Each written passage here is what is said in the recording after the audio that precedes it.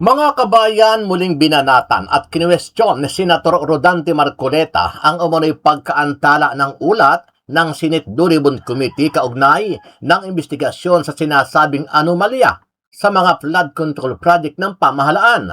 Sa kanyang privilege speech, sinabi ni Marcoleta na 7 buwan na ang lumipas mula ng isagawa ang unang pagdinig noong Agosto 2025, ngunit wala pa ring inilalabas na opisyal na committee report ang nasabing komite. Samantala, kinwestiyon din ng senador kung bakit hindi pa naipapatawag sa pagdinig ang ilang opisyal at personalidad na umano'y nabanggit sa mga testimonya. Matatanda ang wala na ring paramdam ang ICI na binuo ni PBBM para daw di umano ay maipagpatuloy ang investigasyon sa nasabing issue. Mahiya naman kayo. These are the very exact words uttered by the President 8 months ago.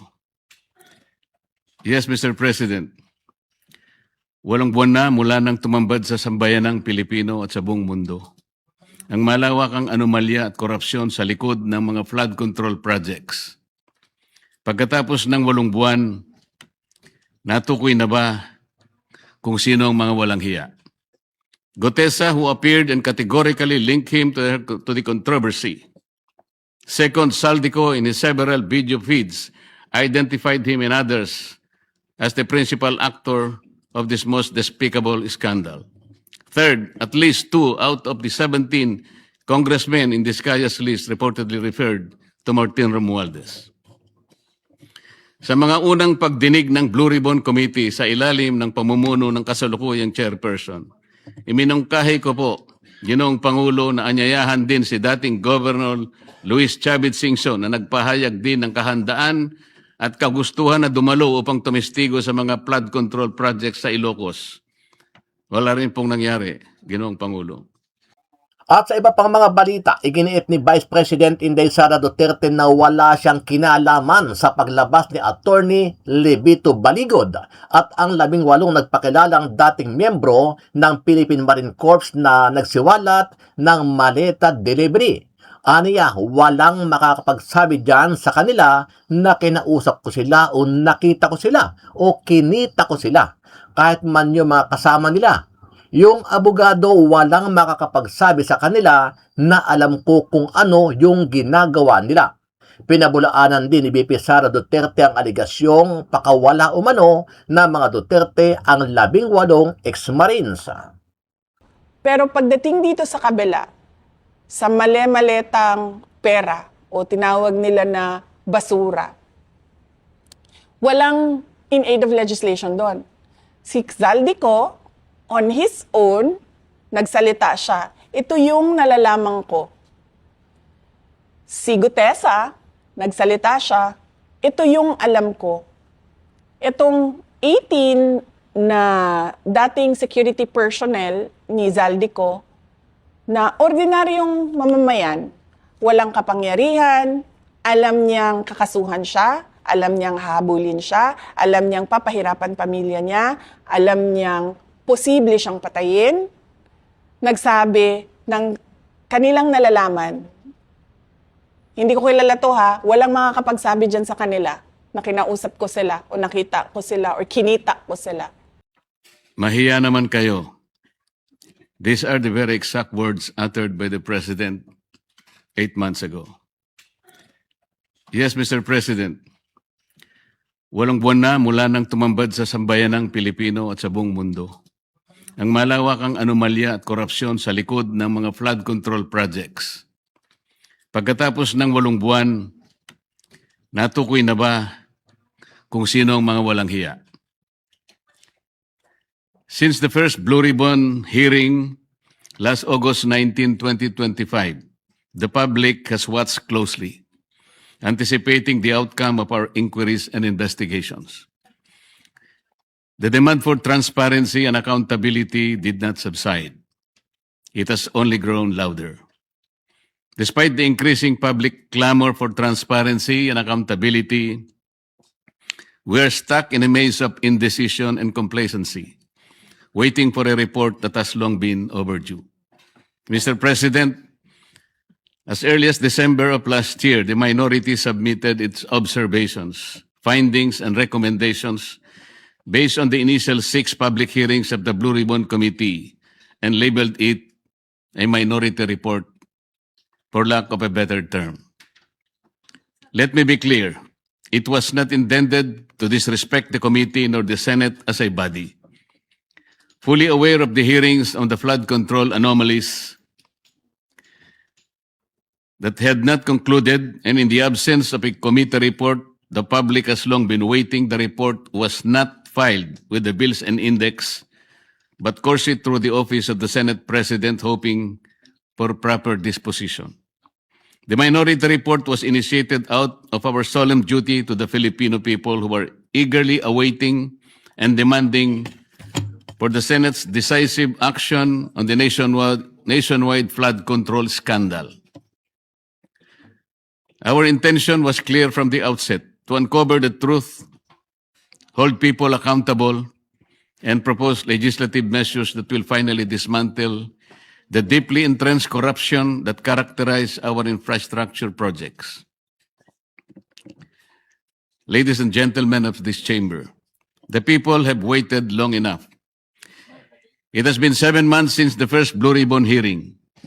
For far too long, the public have been agitated, disgusted, and tormented by the thought that more than ₱1 trillion have been openly looted from the National Treasury. Yet to this day, no one has been held accountable except for the small fry.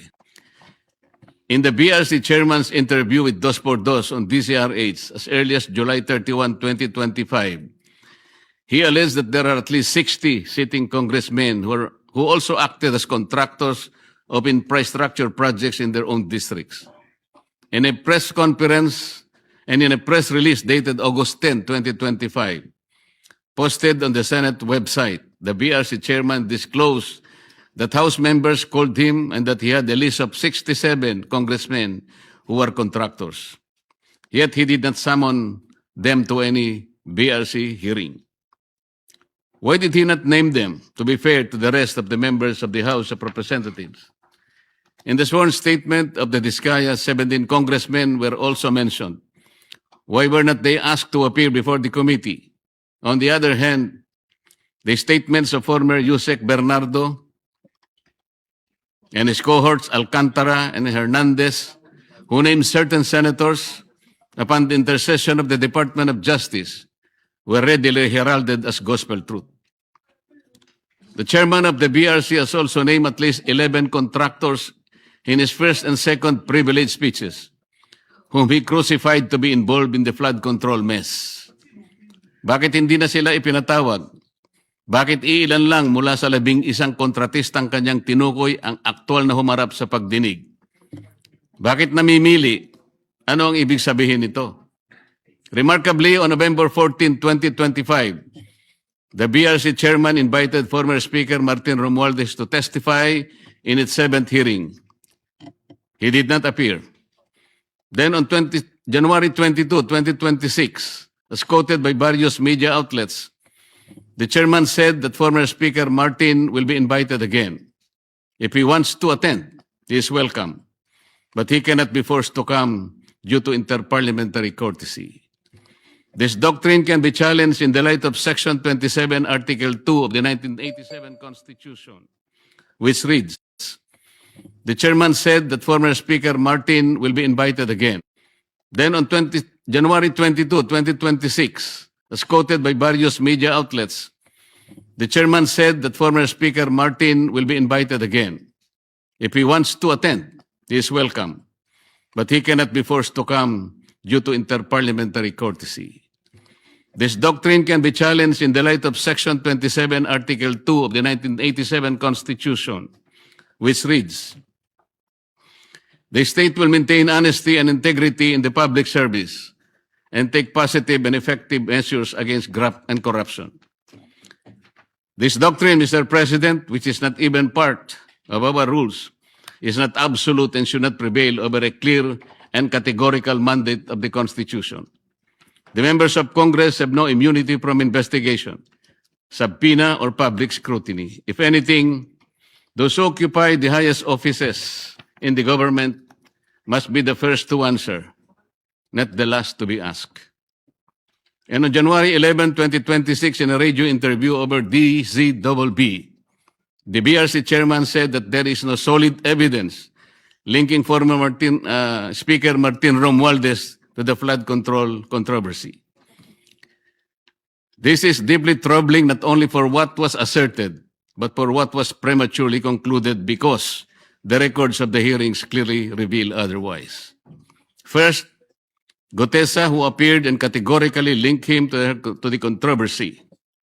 Second, Saldico, in his several video feeds, identified him and others as the principal actor of this most despicable scandal. Third, at least 2 out of the 17 congressmen in Discaya's list reportedly referred to Martin Romualdez. Sa mga unang pagdinig ng Blue Ribbon Committee sa ilalim ng pamumuno ng kasalukuyang chairperson, iminungkahi ko po, Ginoong Pangulo, na anyayahan din si dating Governor Luis Chavez Singson na nagpahayag din ng kahandaan at kagustuhan na dumalo upang tumistigo sa mga flood control projects sa Ilocos. Wala rin pong nangyari, Ginoong Pangulo. Hindi ko kilala to ha. Walang makakapagsabi dyan sa kanila na kinausap ko sila o nakita ko sila o kinita ko sila. Kahit man yung mga kasama nila, yung abogado. Walang makakapagsabi dyan sa kanila na alam ko kung ano yung ginagawa nila. Napansin ko na yung gobyerno, hindi sila seryoso sa anti-corruption program nila. Kasi kung makikita mo, pinakita natin, diba, na yung impeachment ko, lahat yung ebidensya na yon, sila lang ang kumuha, sila lang ang gumawa, sila lang ang nagsabi, mali ito.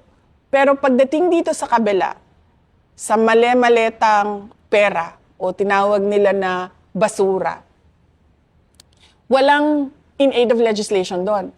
Si Zaldico, on his own, nagsalita siya. Ito yung nalalaman ko. Si Gutesa, nagsalita siya. Ito yung alam ko. Itong 18 na dating security personnel ni Zaldico na ordinaryong mamamayan, walang kapangyarihan, alam niyang kakasuhan siya, alam niyang habulin siya, alam niyang papahirapan pamilya niya, alam niyang posible siyang patayin, nagsabi ng kanilang nalalaman. Hindi ko kilala to ha, walang makakapagsabi dyan sa kanila na kinausap ko sila o nakita ko sila o kinita ko sila. Kahit man yung mga kasama nila, yung abogado. Walang makakapagsabi dyan sa kanila na alam ko kung ano yung ginagawa nila. Ito, mga ordinaryong tao na nagsabi, ito yung alam namin sa korupsyon eh. Pero makikita nyo, sobrang tahimik nung gobyerno. Wala man lang silang, we take this seriously and we will look into the allegations, we will check the documents, we will look into the photos. If these are real, walang ganun. Ang lumalabas lang, ay nako, mga dishonorably discharged yan. Ay nako, pakawala yan ng mga Duterte. Ay nako, si Zaldico ba pakawala namin? Si Zaldico kasama nila yun, diba?